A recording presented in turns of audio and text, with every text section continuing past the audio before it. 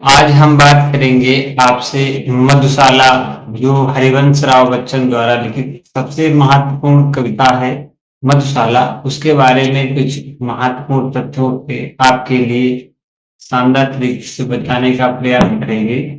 आपके जीवन में मधुसूदन बच्चन जी द्वारा रचित मधुशाला 1935 में यह एक कालजयी रुबाई संग्रह है जो जीवन के सुख दुख आशा निराशा और मृत्यु के यथार्थ को मदिरा प्याला और मधुशाला के प्रतीकों के माध्यम से दर्शाती है। यह कविता सामाजिक भेदभाव को मिटाकर प्रेम भाईचारे और समानता का संदेश देती है।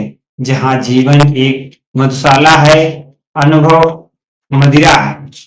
मधुशाला कविता का मुख्य भावार्थ है जीवन का दर्शन। मधुशाला जीवन का प्रतीक है। आला यानी कि शराब, शराब का अर्थ है हमारे सुख दुख के अनुभव। साथी, साथी का अर्थ है प्रेम और ईश्वर। और प्याला, प्याला हमारा हृदय।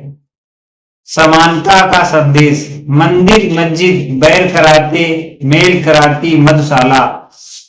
तो ये प्रसिद्ध पंक्ति हमारे धार्मिक कट्टरता और सामाजिक मतभेद को मिटाकर एकता का समर्थन करती है।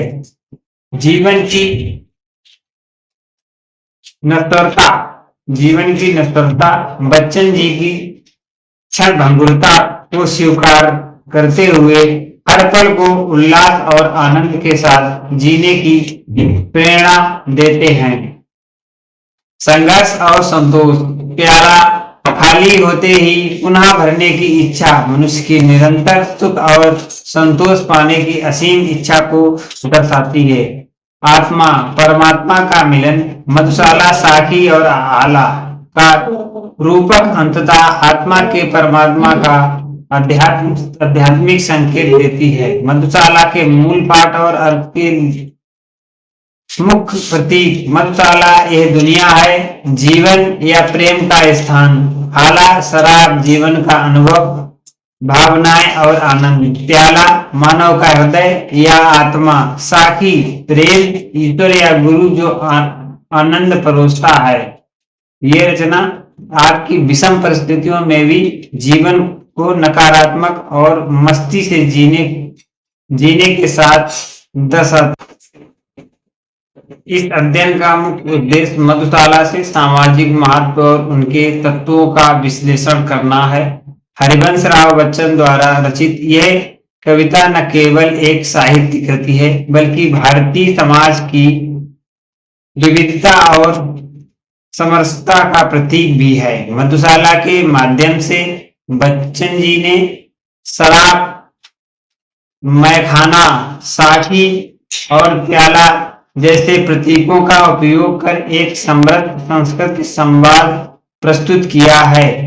इस अध्ययन में मधुशाला की गहरी संस्कृति और सामाजिक प्रासंगिकता को उजागर किया गया है जो विभिन्न धार्मिक सामाजिक और सांस्कृतिक मान्यताओं को सहमति करती है। कविता के विभिन्न पदों और श्लोकों का विश्लेषण करके यह अध्ययन मधुशाला की व्यापकता और उसके माध्यम से प्रस्तुत सामाजिक संदेश को स्पष्ट करता है। बच्चन की यह रचना एक प्रतीकात्मक यात्रा है जो जीवन की क्षणभंगुरता, मृत्यु की अनिवार्यता और समरसता के महत्व को उजागर करती है। मधुशाला की प्रियता और उसकी सरल भाषा इस जन जन तक पहुंचाती है जिससे ये एक लोकप्रिय और प्रभावशाली कृति बनती है।